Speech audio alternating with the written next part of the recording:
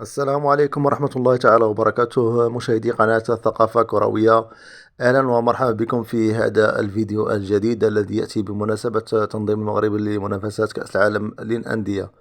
في هذا الفيديو سنتطرق إلى لائحة 23 لاعب التي اختارها المدرب التونسي المهدي النفطي لتمثيل نادي الوداد الرياضي بهذه المنافسة العالمية. في الأول سنتطرق إلى الغيابات، حيث لائحة الوداد عرفت 7 غيابات، تتمثل في غياب كل من الحارس طه مريد، وكذلك مؤيد اللافي الذي لم يسترجع بعد إمكانياته. زيد على ذلك غياب الانتدابات الجديدة التي الصفقات الجديدة التي أبرمها الوداد، متمثلة في الظهير الأيسر والمدافع سامي والندراني. بالنسبة لزهير مترجي لم يستطع الالتحاق بالمجموعة نظرا للإصابة. هذا بالإضافة إلى اللاعب همام باعوش وبلال الخنوس. فيما يخص اللائحة التي ستشارك وتمثل نادي الوداد الرياضي، فقد ضمت 3 حراس، رضا التقناوتي والمطيع زائد يانيس حنين. في الدفاع اختار المدرب النفطي كل من العملود وإيت علال، عطية الله وزولا وفرحان أبو الفتح وبن عيادة. في وسط الميدان سيشارك في كأس العالم للأندية كل من يحيى جبران، جلال الداودي، رضا الجعدي، إسماعيل المترجي، حيمود وأيمن الحسوني.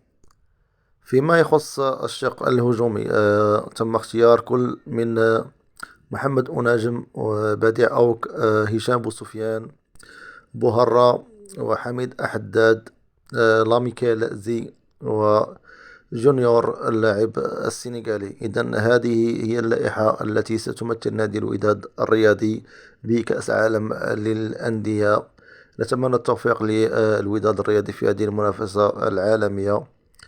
من خلال قراءة في اللائحة يتضح أن المدرب اعتمد التوازن في اختياراته، حيث نلاحظ أن خط الدفاع سيكون بظهيرين، الجهة اليمنى كل من العملود وأيت علال، أما الجهة اليسرى سيكون عطية الله. وفي حالة الغياب ممكن تعويضه باللاعب زولا. ووسط دفاع يضم كل من أبو الفتح وفرحان وابن عيادة، وكذلك زولا الذي يلعب أيضا كوسط دفاع كمدافع أوسط. فيما يخص وسط الميدان، لاعبي ارتكاز كل من جبران والداودي، الجعدي كلاعب ربط هو وإسماعيل المترجي، كصانعي لاعب هناك حيمود والحسوني. فيما يخص الهجوم، الأجنحة تضم كل من أناجم وبداء أوك، بوسفيان وبوهرة.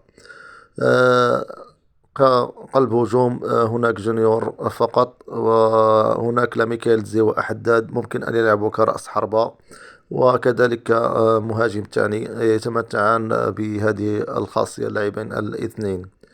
إذا كان هذا كل ما يتعلق بلائحة الوداد لكأس العالم للأندية. نلتقي إن شاء الله في فيديو قادم. مع السلامة.